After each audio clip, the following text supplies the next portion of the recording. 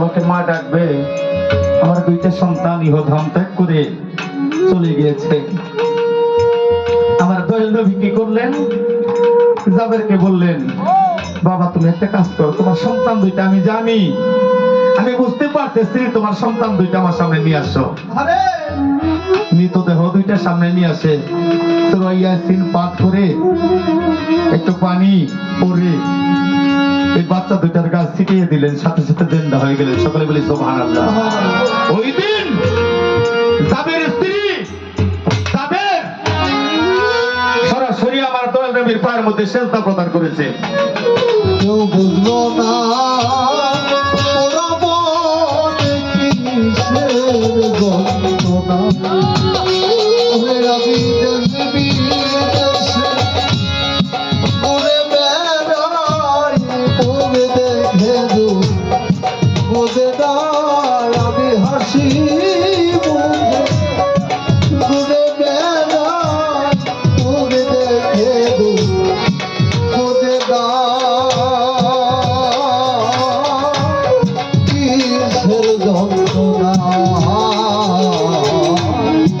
কেউ বুঝলো না ওরা বলে কিসের যন্ত্রণা।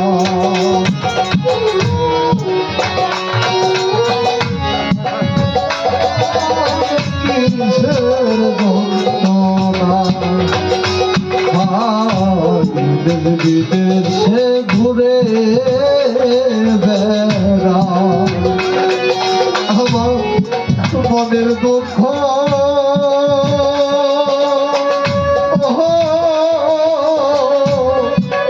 কারে জানা। বিদেশে ঘুরে বেড়া আমার মনের দুঃখ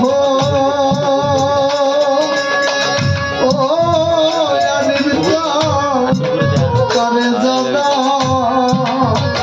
আমি আমার দয়াল হারা পাগলিনী কে দেবে আর থাকতো না আমার বন্ধ ভাই।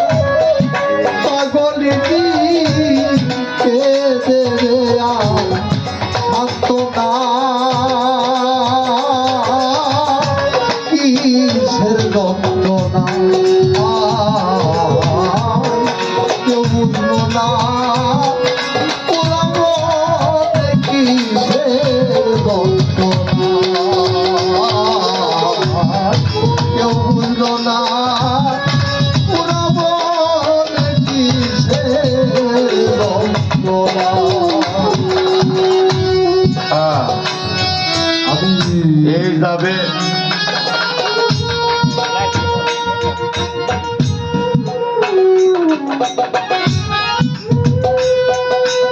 জাবের আর জাবেরের বিবি সরাসরি সেজদা করছে, এটা দলিল।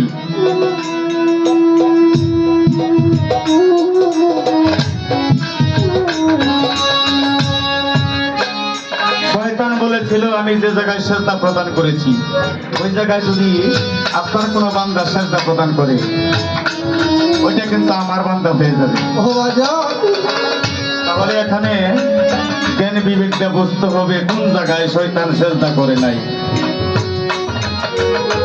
সেই জায়গায় সেজদা করা প্রত্যেকটা উম্মতি মুহাম্মদের জন্য রিজার্ভ।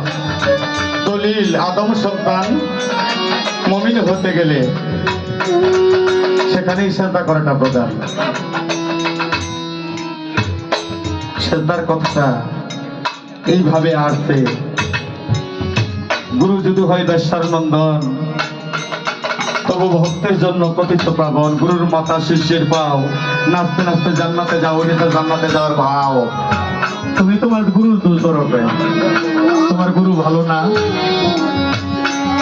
তোমার মুর্শিদ এইটা করে ওইটা করে।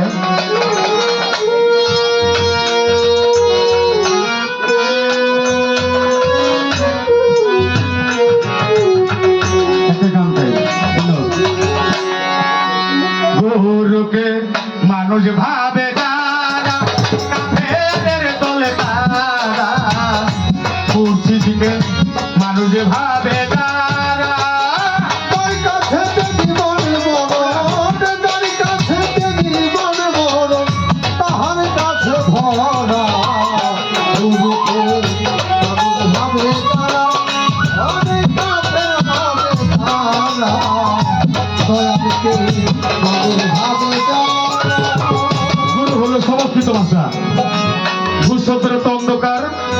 শব্দের আলো।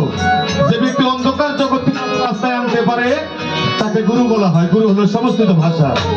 আরবিতে বলা হয় ফালান্তা জিদাল্লাহু ওয়ালিয়াম মুর্শিদা। মুর্শিদ শব্দটা পবিত্র কোরআন শরীফের ভিতরে আছে।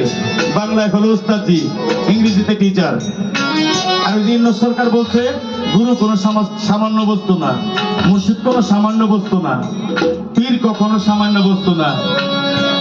আজকে আমাদের কালীহাতি থানা, সুজন কালীহাতি থানার ভারপ্রাপ্ত ওসি সাহেব আছে না? আচ্ছা ও ওসি হয়ে কি মায়ের পেট থেকে জন্ম নিয়েছে? না না, ও লেখাপড়া করতে করতে করতে করতে করতে করতে বাংলাদেশ সরকার একটা এবার মানে একটা গভর্নমেন্ট কার্ড দিছে। কার্ডটা দিয়ে বলছে তুমি কালীহাতি থানার এসআই। কি ও মায়ের পেট থেকে এসআই হয়েছে? এই পীর কি মার বেড়তে গইয়া হে, গুরু কি মার বেড়তে গইয়া হে? এটা পাওয়ার পাওয়ার। ঠিক বিশ্বাস করলে বস্তু মিলে অবিশ্বাসে চাই। এই জন্য আমার নিজের লেখা একটা গান আমি হইতেছি। গুরুকে মানো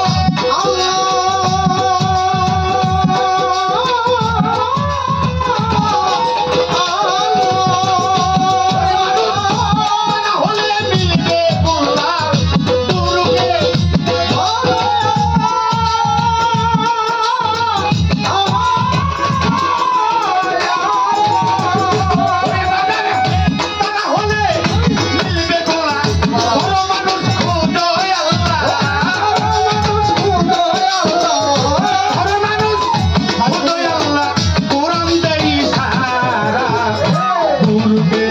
গুরুকে ভাবে যারা কাফের হবে তারা, মুর্শিদকে মানুষ ভাবে যারা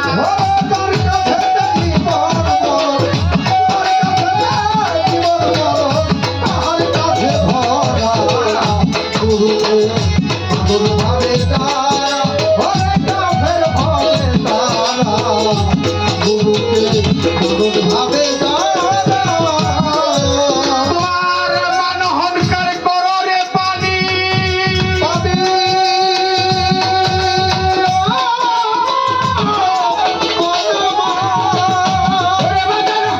ডুব দিয়ারু রূপনি হারি মানহনকার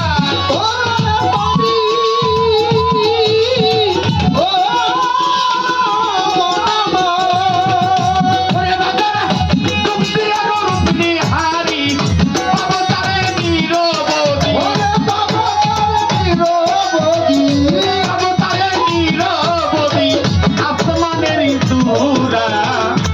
গুরুকে মানুষ ভাবে যারা কাফের হবে তারা, মুর্শিদকে মানুষ ভাবে যারা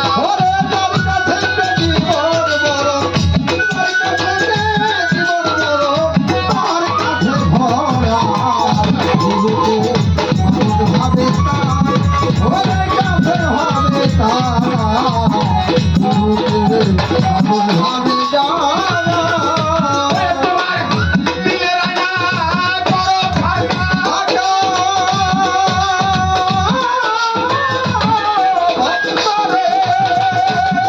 ওরে মানা হলে মিলবে গুল্লা, দিলের আয়না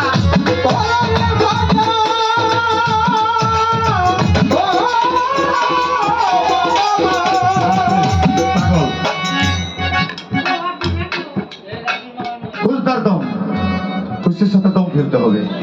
নেকাবার কদম, প্রত্যেকটা নেকে নেকে যেন প্রত্যেকটা কদমে কদমে যেন নেক হয়। খুশদার দম, নেকাবার কদম, ক্যালেন্ডার আঞ্জুমান, ময়না, এই প্রত্যেকটা মানব দেহের ভিতরে কল্প আছে। এই কল্পের মুখ হইলে দুইটা, একটা নিচ দিকে একটা উপর দিকে। উপরেটা খোলা আছে, নিচেটা খোলা নাই। এখানে জিকিরের মাধ্যমে খুলতে হবে। তরজমা পড়তেইব 151 নম্বর আয়াত থেকে শুরু করে 153 নম্বর আয়াত পর্যন্ত। আপনি ইউটিউবে ছেড়ে দিবেন ভাই, ভয় নাই। 151 নম্বর আয়াত থেকে শুরু করে 153 নম্বর আয়াত পর্যন্ত এটার বাংলা পড়তে হবে। যারা আল্লাহ রাসূলকে দুই ভাবে, ওরা কাট্টা কাফের। ও বাজার ওরা কাট্টা কাফের। এই আমি আমনে দুনিয়ার উপরে এই নবীরে মাটির মানুষ খাওয়া শুরু করছে। নবীরে বড় ভাইয়ের সমতুল্য সম্মান করলে না। ঠিক যায়, এই সারা পৃথিবীর মানুষ হেঁটে যায় রৌদ্রের তাপে, ডান পাশে অথবা বাম পাশে বা পেছনের সামনে এই ছায়া পড়ে কিনা জবাব দিয়ে। ওরে আচ্ছা, আমার দয়াল নবী মুহাম্মদুর রাসূলুল্লাহ, সকলে আবারও বলি সাল্লাল্লাহু আলাইহি সাল্লাম। সাল্লাল্লাহু আলাইহি ওয়াসাল্লাম। আচ্ছা, তিনি যখন হাইতে যাইতেন তার জীবদ্দশায় 63 বছর জিন্দেগিতে তার ছায়া কি জমিনে ছিল? না না এতে কোনো দলিল আছে? না গো। হযরত আলী আমার দয়াল নবীকে একে একে 18টা প্রশ্ন করছিল, জিজ্ঞাসা করছিল, ইয়া রাসূলুল্লাহ আপনি কে? আমার রাসূল তার পাক যৌবনে বলেছিল, আমি হইলাম ওহাব জোহরীর নাতি, আব্দুল্লাহর ছেলে, মামিনার ছেলে, ইমাম হাসান হুসাইনের নানা, ফাতেমার বাবা, মাওলা আলীর শ্বশুর, হযরত আবু বকর সিদ্দিকের মেয়ের জামাই। ও ভাই এইভাবে 18টা প্রশ্ন জিজ্ঞাসা করেছিল। তারপরেও মাওলা আলী জিজ্ঞাসা করলেন, ইয়া রাসূলুল্লাহ আপনি সত্য করে বলেন আপনি কে? আপনি যা কিছু বললেন এগুলো আমি বিশ্বাস করলাম, তারপরেও আমি জিজ্ঞাসা করি আপনি কে? মাওলা আলীকে ধমক মেরেছিল, তুমি আবারও জিজ্ঞাসা করলা কেন? মাওলা আলী বললেন, ইয়া রাসূলুল্লাহ আমি কেন বারবার জিজ্ঞাসা করি? আমি লক্ষ্য করে দেখলাম আপনি যখন জমিনের উপরে হাঁটেন আমার ছায়া পড়ে, কিন্তু আপনার ছায়াটা আমি দেখতে পাই না, বিষয়টা কি? আরে এই জন্য বারবার জিজ্ঞাসা করার ইচ্ছা মন জাগে, আসলে মূলত আপনি কে? এই আমার দয়াল নবী তার পবিত্র জবানে এই কথাটা প্রকাশ করছে। এটার কিতাবের কথা বলে যায়।